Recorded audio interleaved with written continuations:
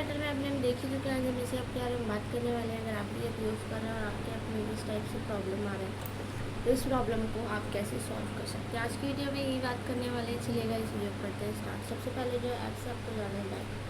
App से back जाने के बाद में सेटिंग्स को करना है ओपन।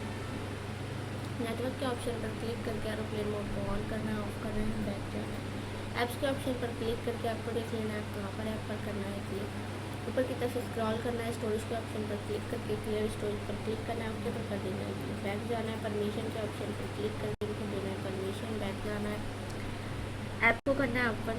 ऐप को ओपन करेंगे जो आपकी प्रॉब्लम है हो जाएगी सॉल्व। इसी टाइप से प्रॉब्लम को सॉल्व कर सकते हैं। फिर भी प्रॉब्लम सॉल्व नहीं होती है, ऐप को इंस्टॉल करके इंस्टॉल कर लेना, आपकी प्रॉब्लम सॉल्व हो जाएगी। इसी टाइप से प्रॉब्लम को सॉल्व कर सकते हैं। वीडियो अच्छी लगी तो चैनल को सब्सक्राइब, वीडियो को लाइक शेयर जरूर कर दें, साथ ही बेल आइकन का बटन भी प्रेस कर दें ताकि आने वाली वीडियो की नोटिफिकेशन आपको मिलती रहे। मिलते हैं नेक्स्ट वीडियो में, तब तक के लिए बाय बाय।